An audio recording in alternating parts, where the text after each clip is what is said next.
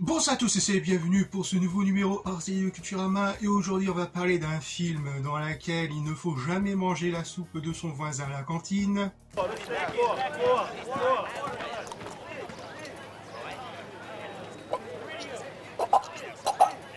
Mais aussi être gladiateur vous permet d'être très proche des animaux.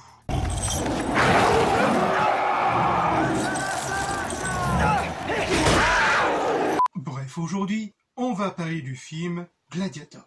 « 1997.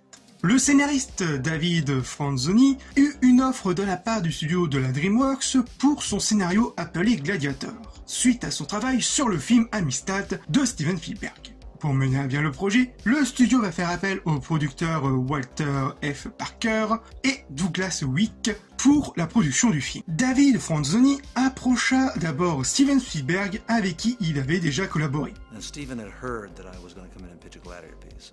So the meeting was basically, it was Steven and Walter Parks, and Steven goes, so David, I understand you want to do a movie about a gladiator. And I go, yeah, in ancient Rome, yeah. In the Colosseum in ancient Rome, yes. Okay. And that was it. So I remember Walter called me that afternoon and goes, but Steven knew it was time. Malgré le refus de Steven Spielberg, les deux producteurs abordent aussitôt Ridley Scott pour réaliser le film. You know, we talked about the short list of people that can do that kind of work.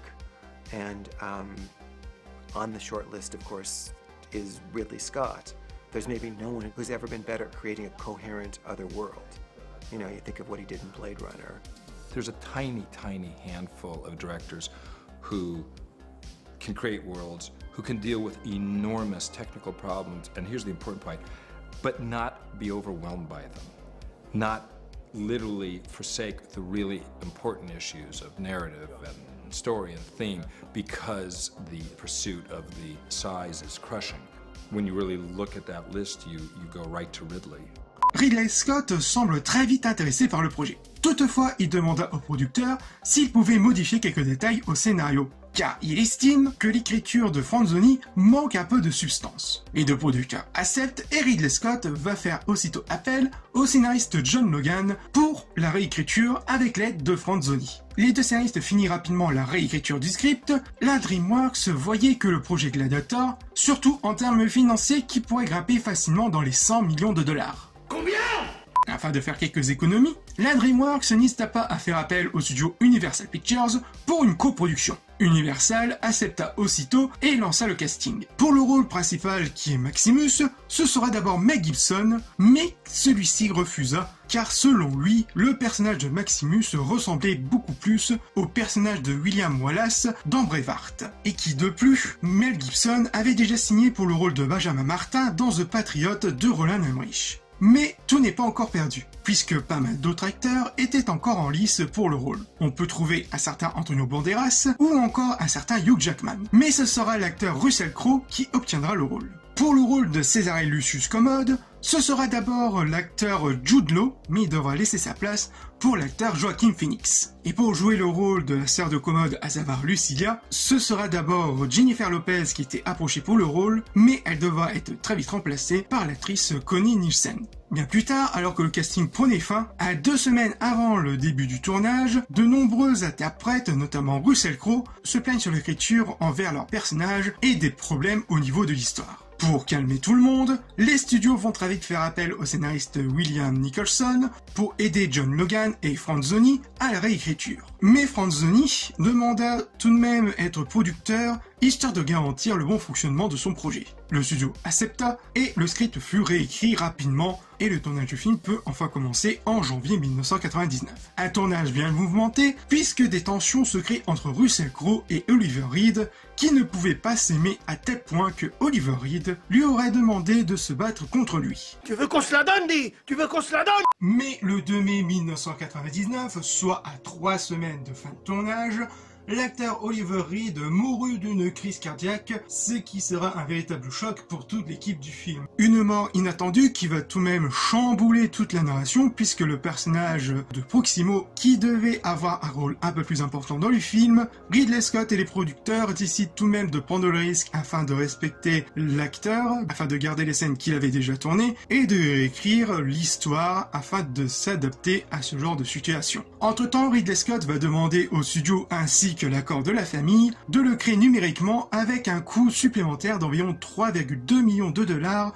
pour seulement 2 minutes du film. Jason Nilsson, le superviseur des effets spéciaux, dira « Ce que nous avons ajouté ne représente qu'une petite partie de tout notre travail sur le film. Ce qu'Oliver a fait était bien plus important. Il nous a offert une performance enthousiaste et émouvante. Nous nous sommes bornés à l'aider à l'achever. »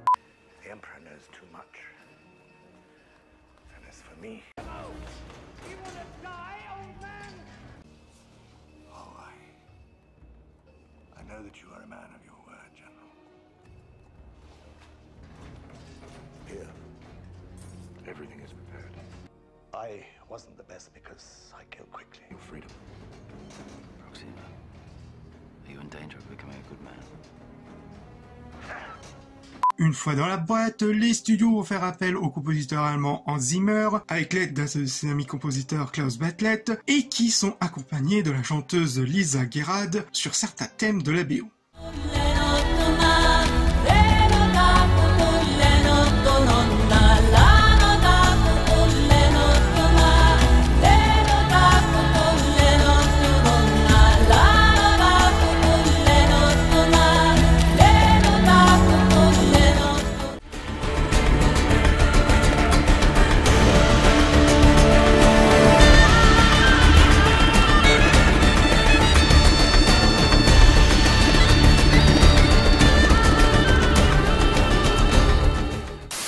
Le film sortira en salle le 20 juin 2000 et qui va nous raconter l'histoire de Maximus, un général romain de l'an 180 où lui et ses hommes menaient une grande bataille en Germanie face au peuple germanique marcoman.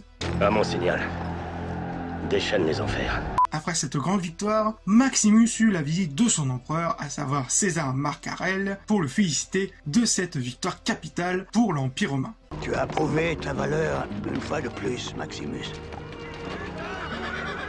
Et nous l'espérons pour la dernière fois. Il n'y a plus personne à combattre, sire. Il y a toujours quelqu'un à combattre. Maximus eut aussi la visite des héritiers de son empereur, à savoir Commode et Lucilla, dont Lucilla a tout de même des sentiments bien plus profonds envers lui. Je me souviens toujours de toi dans mes prières. Oh oui, je prie.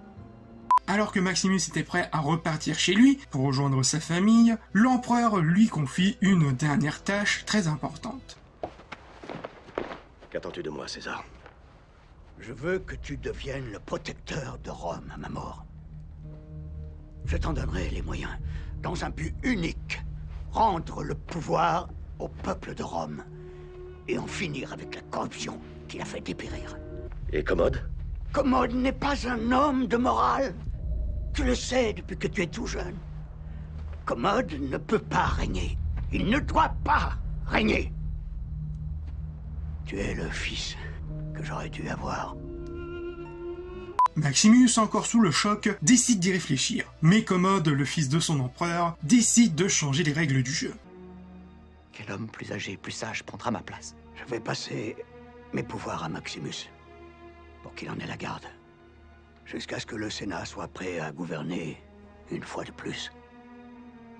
Rome va être une république à nouveau. J'aurais massacré le monde entier. Seulement tu m'avais aimé.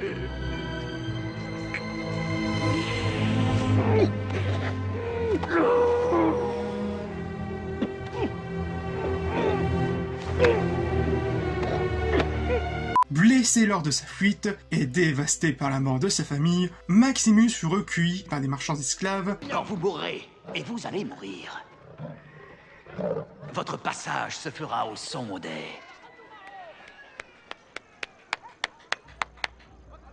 gladiateurs. Je vous salue. Envie de vengeance, Maximus va devenir bien plus tard un grand gladiateur, ce qui va le conduire bien plus tard à Rome pour accomplir sa vengeance envers le nouvel empereur, à savoir César Commode. Mon nom est Maximus Decimus Meridius, commandant en chef des armées du Nord, général des légions Félix, fidèle serviteur du vrai empereur Marc Aurèle, père d'un fils assassiné, époux d'une femme assassinée. Et j'aurai ma vengeance, dans cette vie ou dans l'autre. Pour un budget final d'environ 302 millions de dollars, le film sera très rentable avec un peu plus de 460 millions de dollars récoltés à travers le monde. Et qui aura bien plus tard 5 Oscars, dont celui du meilleur son, des meilleurs costumes, des meilleurs effets spéciaux, du meilleur acteur et celui du meilleur film. Avec aussi de très bonnes critiques, que ce soit de la presse et du public, le film va avoir très vite le statut de film culte.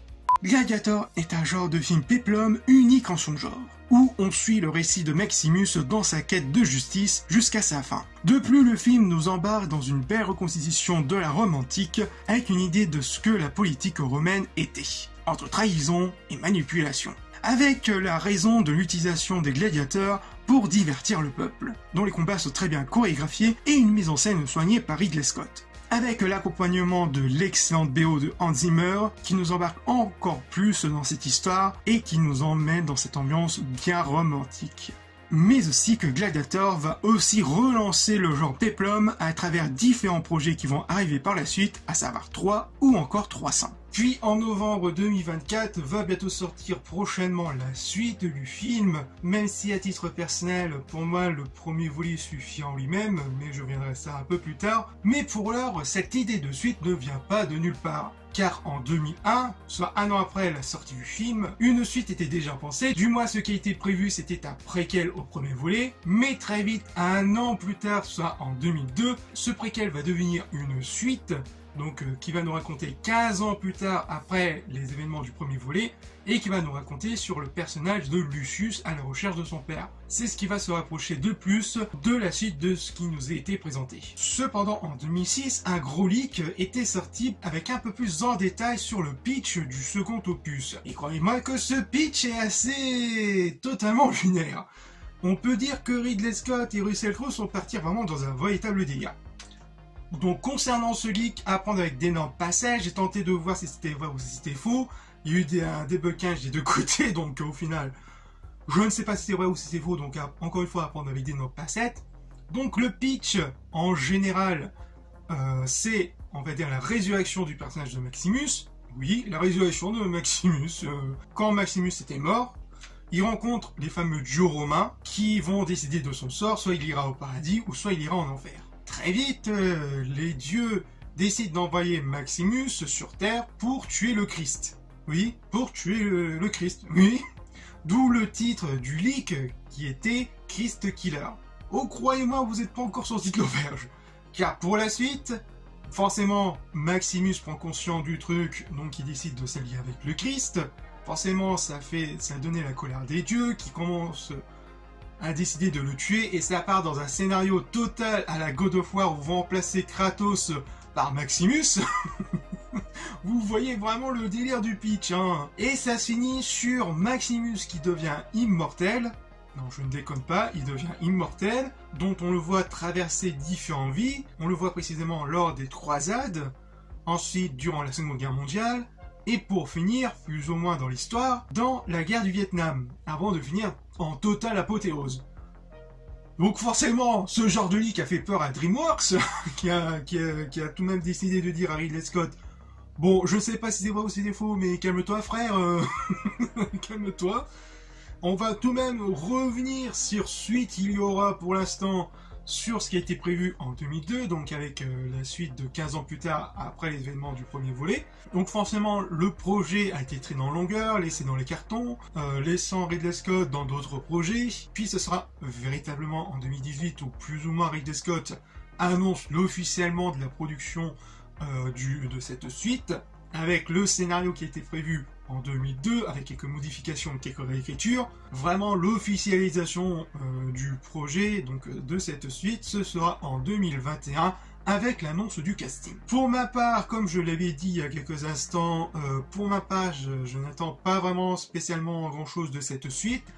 Je m'attends tout de même à être surpris, même si pour moi le premier volet, le premier film suffit en lui-même avec toute cette histoire vengeresse, Peplum, Maximus. Donc j'attends de voir, même si je n'attends pas à grand chose. Donc on verra bien de ce que va donner cette suite.